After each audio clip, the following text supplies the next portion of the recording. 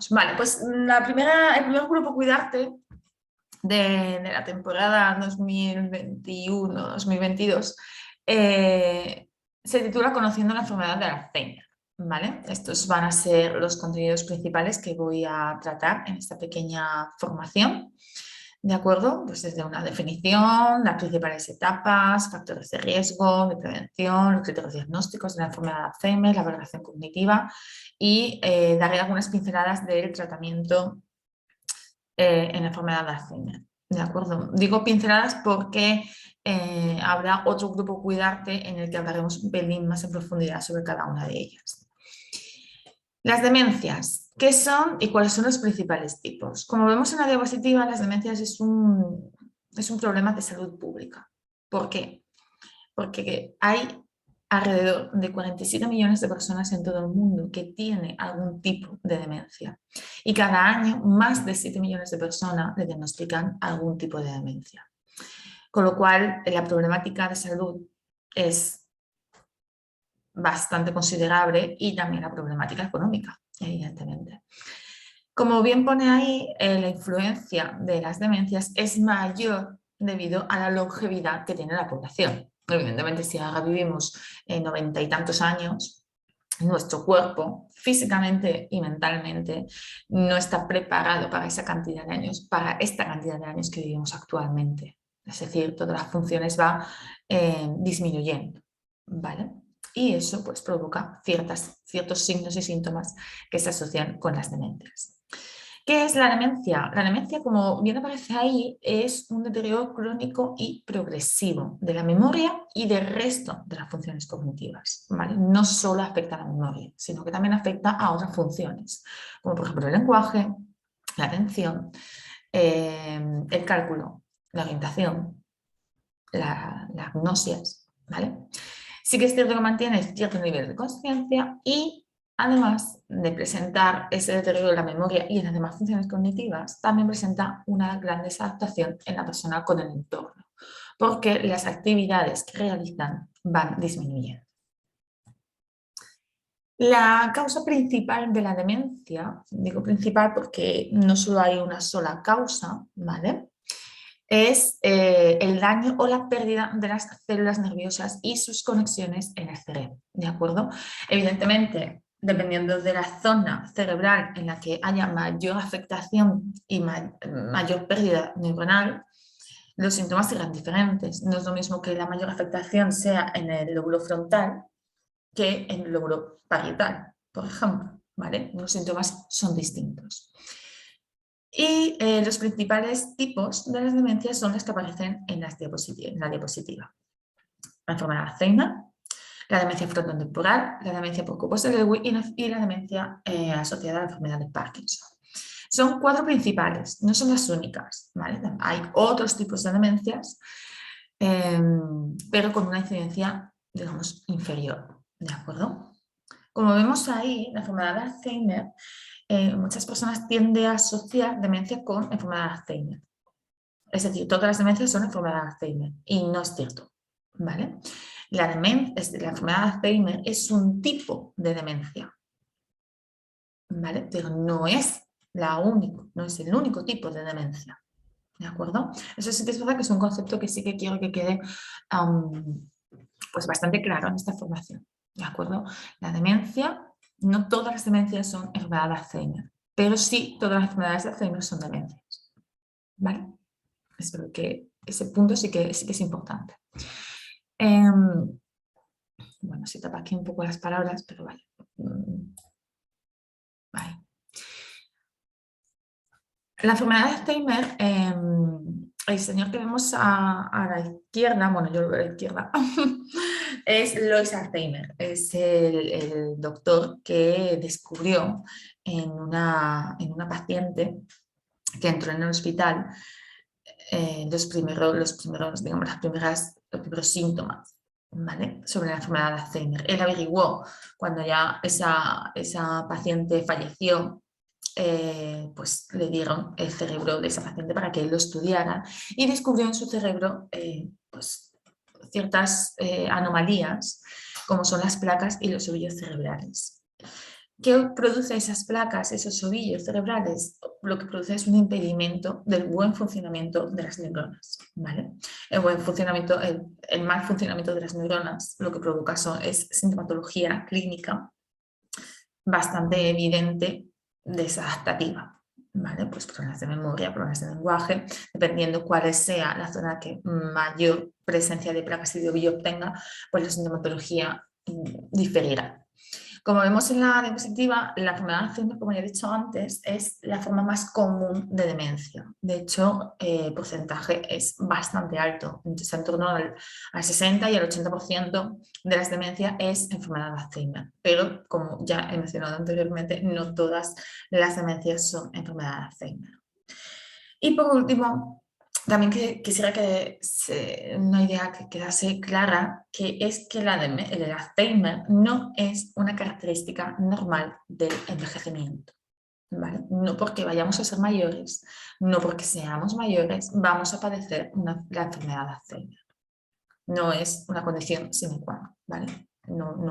No tiene por qué derivar en la longevidad en la enfermedad de Alzheimer. Con respecto a la demencia frontotemporal. La demencia frontotemporal, sobre todo, encontramos sustancias anormales en los lóbulos frontales, ¿vale? Que está justo detrás de la frente, y en el lóbulo temporal, que digamos que está justo en la zona por encima de la oreja. Aproximadamente. Como bien pone ahí, afecta sobre todo a personas de edad media, de los 45 a 65 años, y su tratamiento principal hace referencia a los antidepresivos y a los antipsicóticos. ¿Por qué? Porque el signo principal más frecuente de la demencia frontotemporal son los cambios de personalidad, sobre todo relacionado con problemas en las relaciones sociales y en la disminución de control emocional. ¿Por qué? Nosotros, las personas que no tenemos ningún problema en el lóbulo frontal, sí que tenemos esa capacidad de inhibir nuestros actos, ya sea verbales o comportamentales, asociándolos a unas digamos, características sociales. Es decir, nosotros tenemos unas normas sociales, ¿vale? Vivimos en sociedad y seguimos unas normas sociales, y tenemos la capacidad de inhibir comportamientos que sabemos que son socialmente mal vistos, ¿vale? Pues, por ejemplo, si a una persona te cae mal, pues no tienes un cierto filtro y no le dices lo mal que te cae a la cara, o al menos lo intentas. No lo dices de una manera brusca, de una manera tan evidente, ¿de acuerdo? Las personas que tienen demencia frontotemporal lo dicen sin ningún problema, vaya. Ellos todo lo que les pase lo dicen. Es como, o sea, digamos que no tienen ningún filtro a la hora de hablar con el otro, ¿de acuerdo? De ahí que tenga mayores problemas en las relaciones sociales, porque evidentemente tú no puedes ir por la vida pues, digamos, transgrediendo esas normas sociales, porque lo que hace la sociedad es apartarte, ¿de acuerdo? Esa es la característica, ese es el signo principal de las personas con demencia frontotemporal. Demencia por grupos de Lewy. También es una demencia bastante común y se debe principalmente a depósitos, ¿vale?, anormales de proteínas por todo el cerebro. ¿Vale? No tiene una ubicación específica, sino que esos depósitos se van asentando, se van multiplicando por toda la red neuronal. Los principales síntomas y el tratamiento va asociado a esa sintomatología que presenta es sobre todo la presencia de alucinaciones. Tenemos 4 tipos principales de alucinaciones: visuales, auditivas, táctiles y gustativas. Y las más frecuentes en personas con demencia por grupos de Lewy son las alucinaciones visuales.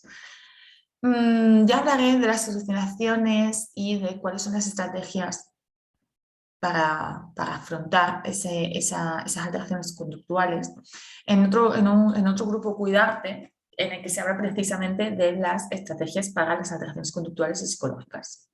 Entonces no quisiera entretenerme mucho en este punto, que tampoco es el tema de la presentación, pero sí que quisiera dar simplemente una puntualización en la que las alucinaciones no son, no todas son negativas, ¿vale? Sino que también podemos encontrarnos con alucinaciones positivas, ¿de acuerdo? Y además de esas alucinaciones, también es frecuente en personas que padecen este tipo de demencia las alteraciones del sueño, el descontrol emocional y sobre todo los temblores y la rigidez muscular. ¿Por qué pongo Parkinson entre paréntesis y con signo de interrogación? Porque en muchas ocasiones el signo por el que los familiares acuden a consulta médica es este, ¿vale? Pensando que quizás tengan demencia asociada a la enfermedad de Parkinson, pues acuden a consulta médica y tras las pruebas el neurólogo descubre esos apósitos, esos depósitos de proteínas en el cerebro y vemos que no es enfermedad de Parkinson, sino que es un síntoma más, es un signo más de la demencia por corpus de Lewy, ¿vale? Pero es verdad que tiene tanto las alucinaciones visuales como esos temblores, esa rigidez al caminar, ¿vale? Esa rigidez muscular es muy propio de esta demencia. Y por último, hablar un poquito de la demencia en la enfermedad de Parkinson o asociada a la enfermedad de Parkinson. ¿Cómo es debida? ¿A qué es debida? Mejor dicho, a la pérdida de neuronas monoaminérgicas del tronco cerebral. El tronco cerebral es, entre comillas, ¿vale? Es, digamos, se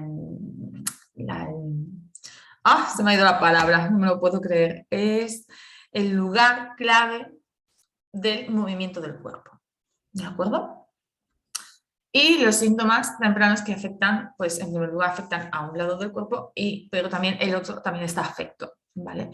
Pues lo primero y sobre todo lo más característico está resaltado en rojo en la propia diapositiva, que son presencia de temblor en reposo, ¿vale? Rigidez y bradicinesia. ¿Qué es esto? Es la lentitud al realizar los movimientos voluntarios. ¿De acuerdo? Cuando tú le pides a un movimiento en concreto o a una secuencia de movimiento, el movimiento está enlentecido. ¿De acuerdo? Además, también tiene alteraciones en los reflejos posturales, ¿vale? Y en la marcha, que eso provoca además pérdidas de equilibrio. Y luego además tienes dos sintomatologías bastante curiosas, a mi parecer, que son la hipotonía, que es el tono de voz muy bajo, ¿de acuerdo? A veces llega incluso, conforme avanza la enfermedad, el tono de voz llega incluso a ser casi ineludible, ¿vale? O sea, te tienes que acercar muchísimo para escucharles, ¿vale? Que hablando de escuchar, vale, estaba comprobando que se me estaba oyendo. Y luego otro de la sintomatología que también es bastante característica, que yo además es una de los signos que me suelo ver al principio de entrar los usuarios en el centro. Casi siempre me gusta hacer una prueba gráfica porque los usuarios, las personas que tienen la demencia asociada a la enfermedad de Parkinson suelen tener micrografía. ¿Qué es esto? Esto es que la letra, la escritura que presenta es, aparte de que está enlentecida, ¿vale? Por la bradicinesia que hemos hablado anteriormente, la escritura es muy pequeña y está muy apretada. De hecho, conforme va avanzando la enfermedad, puede ser que al principio no sea tan evidente. Lo de la letra pequeña sí, lo de que esté muy junta no, pero conforme va avanzando la enfermedad, la escritura parece una continua. O sea, es un texto continuo, o sea, sin ninguna separación entre palabras, ¿vale? También es una característica bastante común y curiosa, yo diría. Vale, vamos a hablar sobre los estadios de la enfermedad de Alzheimer. Principalmente son 3, leve, moderado y grave o severo. En cada estadio sí que os pongo la duración aproximada de ese estadio, pero no quisiera que os quedarais con esa esa duración, ese tiempo. ¿Por qué? Porque cada persona, cada enfermedad se desarrolla de una manera muy diferente, ¿de acuerdo? Esta duración, digamos, es una duración media que han sacado a base de muchos estudios. Pero evidentemente cada persona es un mundo y puede ser que la enfermedad de Alzheimer en estadio leve en tu padre, en tu madre, en tu marido esté estable durante 10 años. Puede ser que el estadio moderado sea un estadio que en lugar de la duración que se dice en la literatura, que es de 3 años, dure 1 año y de repente avance de una manera muy rápida. Es decir, que sí que quiero que lo tengáis en cuenta, pero no le deis pues, tanto valor a la duración temporal del estadio, ¿de acuerdo? Porque depende muchísimo de cada persona, ¿vale? Con respecto al síntoma más temprano, o con respecto al síntoma temprano, mejor dicho, más común de la enfermedad de Alzheimer es la dificultad para recordar información recién aprendida, ¿vale? Es decir, los olvidos esporádicos, ¿de acuerdo? Porque recuerdan mejor acontecimientos de su infancia, porque esa información está ya sustentada en neuronas que están, nunca mejor dicho, en el cerebro. Es decir, esas conexiones neuronales de ese recuerdo está tan solidificado, está tan fundamentado, que es muy difícil que se pierda. En cambio, la nueva información, el hecho de tener esos ovillos y esas placas que descubrió Alois Alzheimer en el hipocampo, que es el área cerebral más importante de la memoria, hace que las neuronas no funcionen correctamente. Por lo tanto, las conexiones neuronales tampoco funcionan correctamente. ¿Cómo hacemos que una información nueva se convierta en recuerdo cuando podemos acceder a esa información muchas veces? Si ese camino está siempre cortado o está cortado, no podemos acceder a esa información. ¿De acuerdo? De ahí que esa información ni siquiera llegue a ser aprendida en ningún momento. ¿De acuerdo? Otras dificultades cognitivas son la desorientación temporoespacial, ¿vale? Y esto puede provocar la pérdida de la persona por ejemplo, en zonas familiares. Por ejemplo, se puede perder en su propio barrio, en un barrio en el que ha vivido a lo mejor toda la vida, debido a la desorientación espacial, puede ser que se lleguen a perder, ¿vale?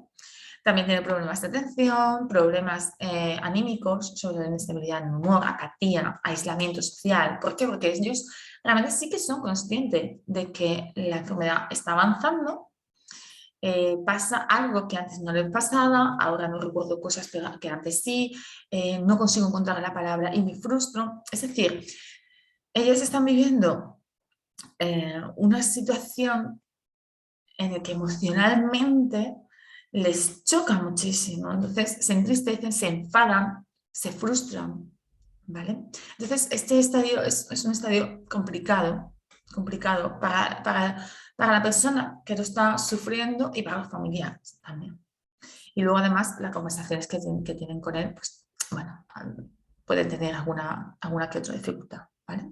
Sobre todo por el hecho de que les cuesta muchísimo encontrar la palabra que quieren utilizar en ese momento para poder conversar con las demás. La enfermedad de Alzheimer en el estadio moderado. Tiene una duración de 3 años también, ya hemos dicho esa puntualización con respecto a la duración de los estadios, y este estadio da lugar a mayor grado de dependencia, ¿vale? Y por lo tanto mayores alteraciones en el funcionamiento cerebral. Aparecen los problemas en las actividades básicas de la vida diaria, ¿vale? Pues como por ejemplo pues, la alimentación, al vestirse, asearse, ¿vale? Pues de ahí ya tienen alguna que otra dificultad, ¿vale? Y muchas veces necesitan ser supervisados por el familiar, ¿de acuerdo? También aparecen ideas delirantes y alucinaciones, no siempre, no son muy comunes, realmente las alucinaciones, más que los delirios, las alucinaciones no son unas alteraciones conductuales muy comunes en la enfermedad de Alzheimer, pero puede darse, ¿de acuerdo? Y generalmente es en este estadio en el que empiezan a dar acto de presencia. Además, también son muy comunes las acciones repetitivas, ¿vale? Tanto las acciones repetitivas conductuales como las verbales. Por ejemplo, repetir una palabra o repetir una frase o repetir constantemente, pues porque realmente no se acuerdan de que lo han preguntado hace 2 minutos, ¿vale?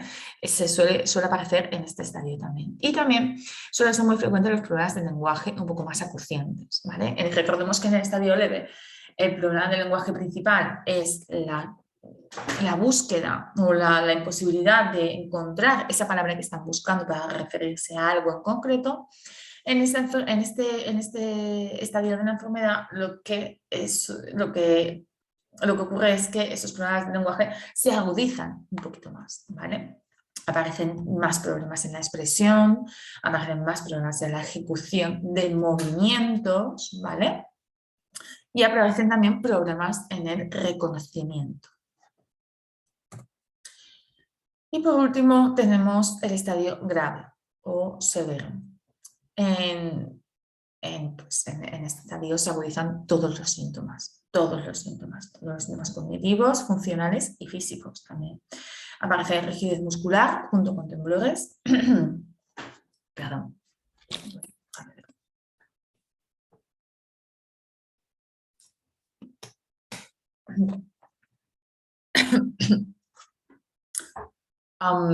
Aparecen síntomas, aparece la rigidez muscular, ¿vale? Junto con temblores, la resistencia al cambio postural, tan importante en este estadio, porque sí que es cierto que ya el movimiento está muy limitado.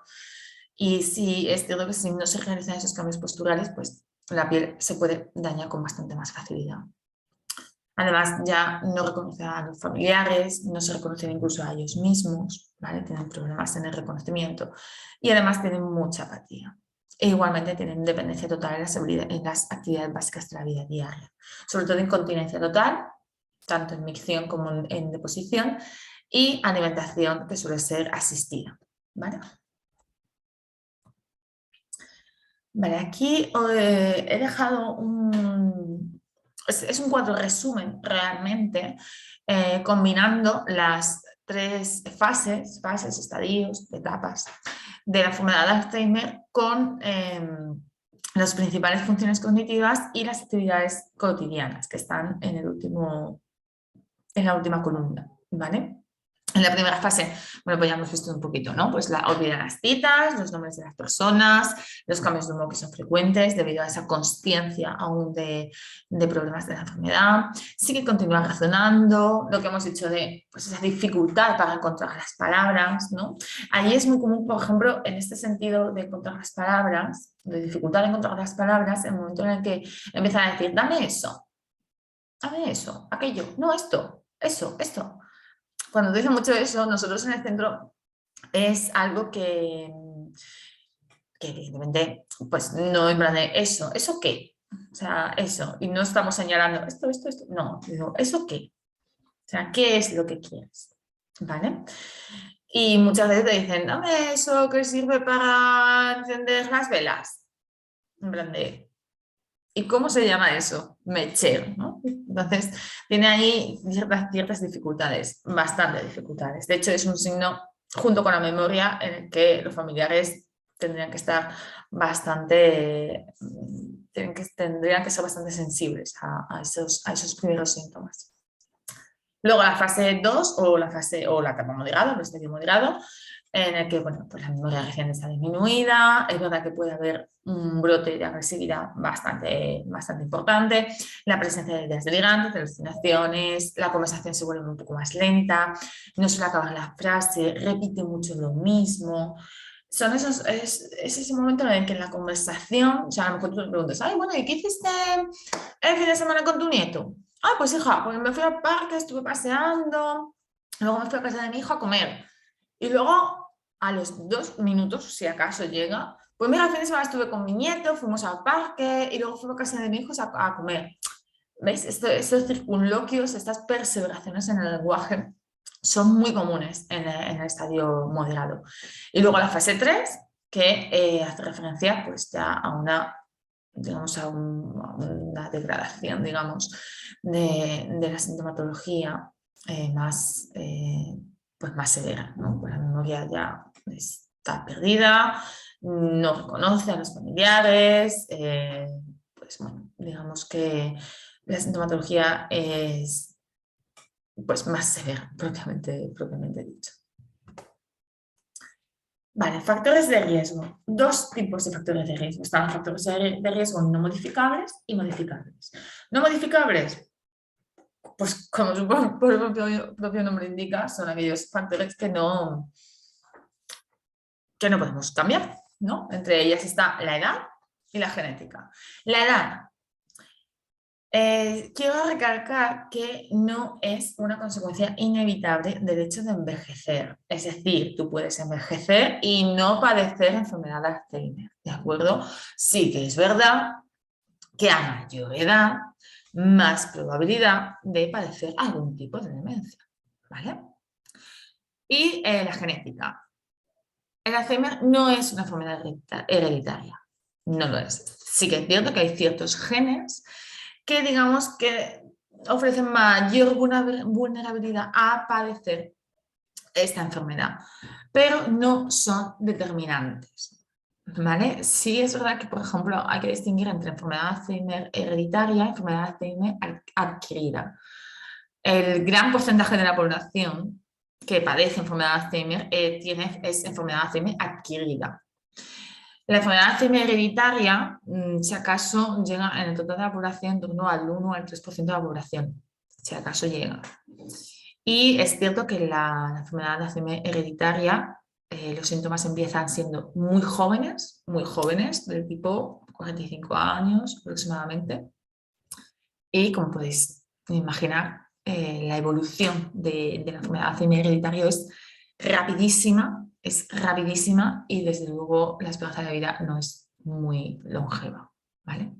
Y los familiares directos de ese tipo de personas que sí que han padecido enfermedad de Alzheimer hereditaria, sí que se hacen pruebas genéticas para ver cuál es el gen pues, que sí lo desarrollarán o no.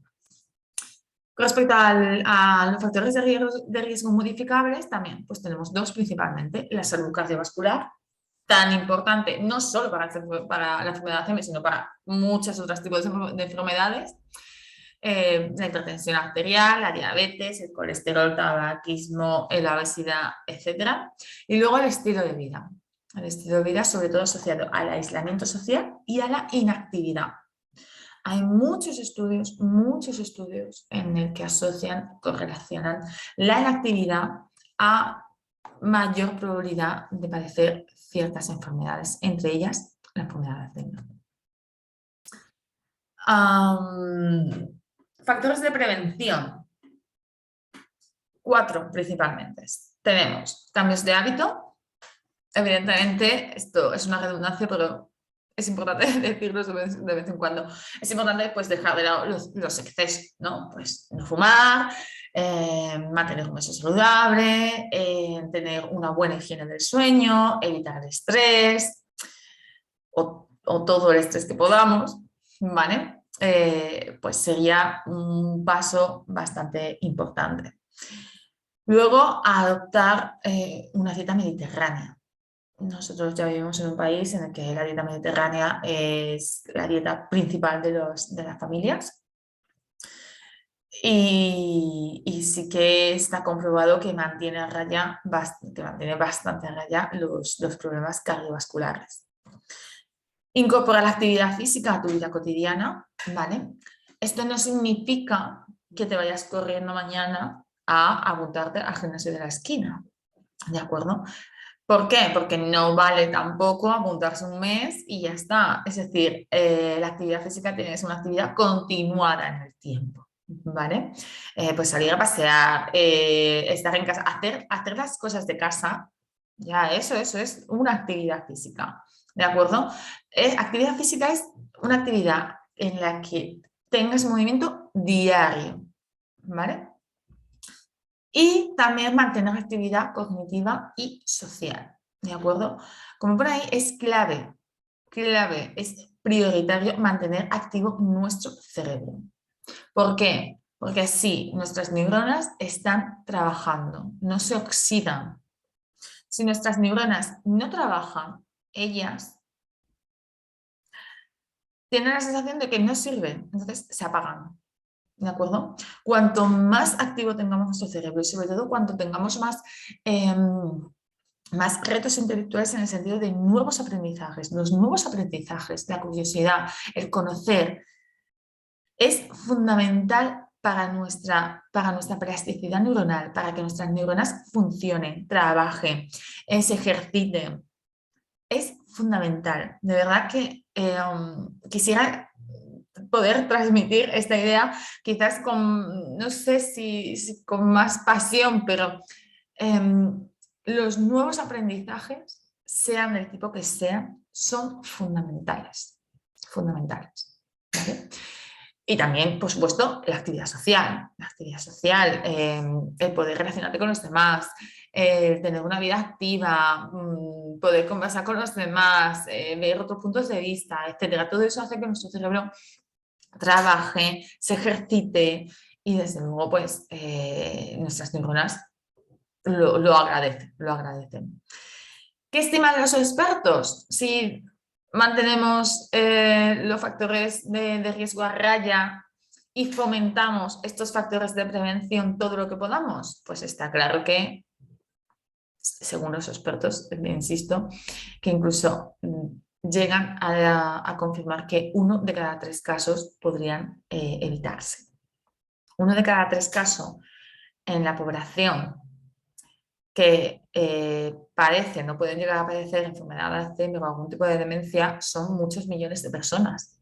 Muchos millones de personas. Ojalá esto fuera lo único que se tenga que hacer.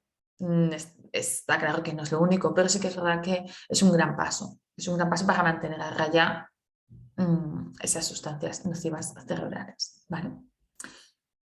Vale, criterios para el diagnóstico de la enfermedad de Alzheimer. El objetivo prioritario que se busca, que perseguimos, siempre es el diagnóstico precoz, siempre. Evidentemente en todas las enfermedades, en esta más, ¿vale? Porque cuanto antes descubramos que hay algún tipo de deterioro, antes se puede trabajar para frenar que ese deterioro vaya más. Generalmente los familiares se dan cuenta de cierta sintomatología que se asocia con una enfermedad de Alzheimer cuando ya la situación está avanzada. Y es cierto que se puede hacer mucho, se puede hacer muchísimo, pero indudablemente si el diagnóstico es varios años antes, se puede hacer muchísimo más. Y para eso, ¿cómo lo hacemos? La sociedad sí que tiene que poner un poco de su parte para, digamos, tener esa educación sobre las demencias y sobre la sintomatología de las demencias, para que cuando aparezcan, aunque sean unas sintomatologías muy sutiles, sepamos identificarlos rápidamente y tengamos esa sensibilidad para decir, algo está pasando, a esto hay que actuar ya, ¿vale? Y para eso, como ven por ahí, la observación familiar de esos signos es fundamental. Por eso las formaciones sobre enfermedad de Alzheimer, sobre otros tipos de demencia, es necesaria en la población general y en la población que tiene a cargo a personas mayores en particular, porque vosotros son los que estáis todos los días, a todas horas con ellos, ¿vale? El diagnóstico, como bien pone ahí, es eminentemente clínico, ¿de acuerdo? ¿Esto qué significa? Sí que hay pruebas médicas que el neurólogo pues, manda a hacer, pues está la resonancia, que es el más común, los análisis de sangre también, pero evidentemente el neurólogo, el doctor, no solo se basa en esas pruebas, porque muchas veces esas pruebas no tienen nada normal, ¿de acuerdo? Pero en cambio la familia, por otra parte, está dando una información que el médico está asumiendo y está diciendo, es que claro, yo tengo un TAC que me sale normal, ¿vale? Que no veo que haya nada raro, pero por otra parte tengo la información de la familia que me dice que está perdiendo memoria, que se está perdiendo en el barrio toda la vida, que tiene problemas en el lenguaje. Y claro, si solamente se hace caso de las pruebas médicas objetivas, esta persona se va sin ningún diagnóstico y sobre todo se va sin, digamos, sin la pieza que muchas familias necesitan para buscar un recurso. ¿Eso qué significa? Que la enfermedad va avanzando sin que se haga nada y avanza muchísimo más rápido, evidentemente. En cambio, al ser un diagnóstico eminentemente clínico, lo que hace es que el diagnóstico no solo se basa en pruebas médicas objetivas, sino que también se basa en pruebas subjetivas, como por ejemplo es la información que dan las familias o los test y cuestionarios neuropsicológicos, que luego hablaremos de ello. De hecho, hablaremos ya, que es la valoración cognitiva. Nosotros los neuropsicólogos nos dedicamos a hacer estas valoraciones cognitivas, ¿vale? ¿Qué son estas pruebas cognitivas? Sirven para conocer los problemas de la cognición y su grado de afectación. Ayudan al diagnóstico clínico, como ya he dicho anteriormente, y se tratan sobre todo de cuestionarios y la ejecución de tareas sencillas, ¿vale? A raíz de ese cuestionario y de esas tareas sencillas, nosotros podemos observar cuál es la sintomatología principal que tiene y cuál es aquella función cognitiva que está más afectada, menos afectada o que no tiene afectada. ¿De acuerdo? Nosotros en los centros de estima, los neuropsicólogos de los centros de estima mayores, hacemos esta valoración cognitiva en cuanto el usuario ingresa en el centro y además la hacemos cada semestre. ¿Por qué? Porque es muy importante observar cuáles son las sintomatologías que tenemos actualmente para, a raíz de ver esa sintomatología, ver cuáles son aquellas funciones que aún se mantienen y que podemos trabajar de manera más intensa, sin dejar de lado aquellas alteraciones que vemos que tienen ciertas dificultades y podemos aún trabajar con ello. Las principales pruebas cognitivas que utilizamos es el mini examen del estado mental, el MEC, el test de reloj y el test de ISACS. Cada prueba nos da información determinada de ciertas funciones, ¿de acuerdo? De hecho, en la valoración que entregamos a los familiares o en el programa personalizado de estima, ¿vale? PPS que le llamamos, viene la puntuación de estos test y además explicamos cuáles son los resultados de cada uno de ellos, ¿vale? ¿Cuándo son necesarias estas pruebas? Principalmente cuando observamos estos signos. Se olvida de lugares, se olvida de eventos, de citas cotidianas, pierde objetos con frecuencia, le cuesta encontrar las palabras exactas para comunicarse, la conversación tiene una argumentación incoherente, ¿vale? Y además se muestra apático, irritado, agitado, más de lo normal en esa persona. Es decir, vosotros sois los que mejor conocéis a vuestro familiar, ¿vale? A vuestro padre, a vuestra madre, a vuestro marido.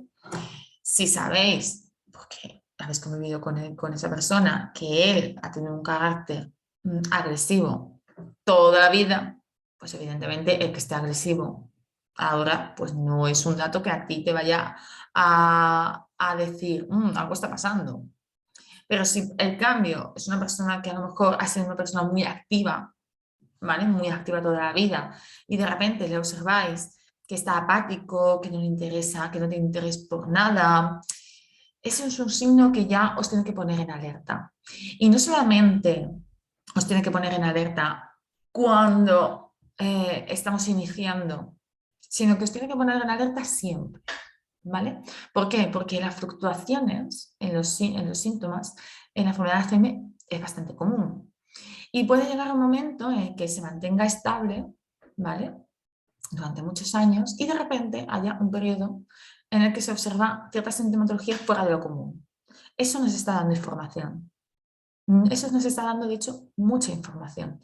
Bien sea porque la medicación está desajustada, bien sea porque la enfermedad ha avanzado y hay que ir conociendo esa nueva sintomatología e ir adaptándose a esa nueva sintomatología, ¿de acuerdo?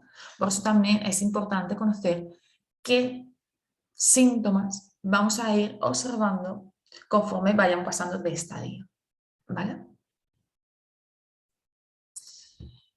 Vale, tratamiento de la enfermedad de Alzheimer. Desafortunadamente hoy en día sí que es verdad que hay muchas investigaciones y más que se van a hacer, que se tienen que hacer.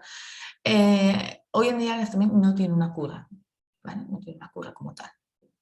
Y de hecho los tratamientos actuales no detienen el avance de la enfermedad, sino que lo que hacen es que lo ralentiza, lo frena.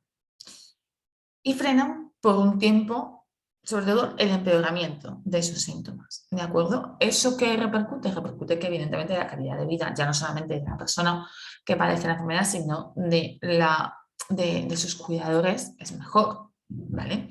Porque no olvidemos que la sintomatología de la enfermedad de Alzheimer es una sintomatología muy compleja, muy compleja.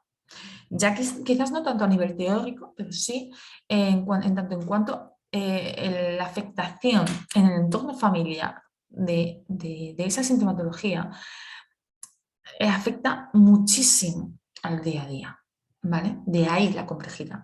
Entonces, lo que hace el tratamiento médico es frenar un poco esa exacerbación de los síntomas, ¿vale? Como bien pone un poco más abajo en la diapositiva, es el tratamiento farmacológico. Es eficaz para algunas personas, pero para otras no. Y ayudan generalmente por un tiempo limitado, ¿vale? De ahí que en muchas ocasiones haya que hacer una revisión de la pauta médica, haya que hacer una revisión de los síntomas e incluso haya que cambiar de medicación, porque cuando se empieza o cuando el neurólogo da el diagnóstico y pone un tratamiento, muchas veces hay un desajuste y hay pues un entendimiento entre, pues vamos a ver si esto está funcionando, si no funciona o cómo, ¿de acuerdo? O cómo se va desarrollando. Porque, insisto, no todos los tratamientos funcionan para todo el mundo, ¿vale? De hecho, en la siguiente diapositiva, creo, sí, aquí aparece la principal medicación, ¿vale? El principal tratamiento farmacológico de la enfermedad de Alzheimer, dividido por etapas. Tenemos la etapa leve y moderada arriba, en la que los principales medicamentos son los que está lo que tenéis a la izquierda, y en la etapa moderada y grave, la medicación es justo por la que tenéis también a la izquierda. La persona que a lo mejor el endocepilo no lo tolere, pues a otra persona le va de maravilla. La persona que a lo mejor la galantamina pues le va estupendamente, a otra persona tiene unos efectos secundarios brutales y aunque le va bien para el síntoma principal, debido a los efectos secundarios se la tiene que cambiar. Es decir, que cuando empezamos en este periplo de tratamiento farmacológico en este caso, pues bueno, hay que dar los ajustes es complicado, ¿de acuerdo? Y hasta que se da con ese ajuste que favorece que la sintomatología esté controlada en la persona, pues las fluctuaciones son complicadas de llevar, ¿vale? Que ojalá fuera llegar y besar el santo, que a veces es así, a veces es así, a veces el médico da una pauta médica y oye, es fabulosa, pero a veces no, ¿vale? Y por último, porque tampoco quiero alargar esto mucho, porque ya os digo que en la presentación, en la formación presencial, sí que es cierto que bueno, pues tarda un poquito más porque también, pues eso, hay parones, hay preguntas, hay intervenciones. En la grabación, pues no es el caso. Entonces, sí que es verdad que se puede hacer un poco más ligero. Y para terminar, pues nada, dar unas pinceladas, porque ya he dicho al comienzo que vamos a tratar el tema o el tratamiento no farmacológico un poco más, o sea, en algún grupo cuidante más avanzado en el año. Y lo que sí que quiero decir es que la idea principal es que el tratamiento no farmacológico no es un sustituto de la medicación, sino que el tratamiento farmacológico y el tratamiento no farmacológico van de la mano, ¿de acuerdo? Por eso los profesionales, por eso en los centros, en nuestros centros, médico y equipo técnico van de la mano. Porque no se trata de que uno vaya por un camino y el otro vaya por el otro. Los dos correlacionan, ¿de acuerdo? Y las principales técnicas de tratamiento no farmacológico son las que veis en pantalla. Están las técnicas de estimulación cognitiva, las técnicas de mantenimiento de la funcionalidad y las técnicas orientadas a controlar o disminuir la incidencia de los problemas conductuales. Tanto las técnicas de estimulación cognitiva como las técnicas para controlar la incidencia de las alteraciones conductuales son técnicas que utiliza evidentemente el neuropsicólogo, ¿de acuerdo? Y las técnicas de mantenimiento de la funcionalidad las utilizan principalmente los terapeutas ocupacionales. Y aquí en el centro son las principales técnicas que utilizamos como tratamiento no farmacológico. De hecho, los talleres de neuropsicología tienen su base teórica en la estimulación cognitiva, ¿vale? Y ya está. Esta es la presentación, esta es la formación. Espero que espero haberme explicado bien y sobre todo espero haber dejado claro ciertos conceptos que es verdad que todo el mundo, la sociedad en general, sí que tiene, porque quien más, quien menos ha oído hablar de la enfermedad de Alzheimer, ha oído hablar de las demencias, ha oído hablar de esto. Y por eso mismo hay mucha confusión en los términos que se utilizan y en los síntomas de la enfermedad. Entonces, sí que me gustaría pues, que hubiera quedado claro las ideas principales, ¿vale?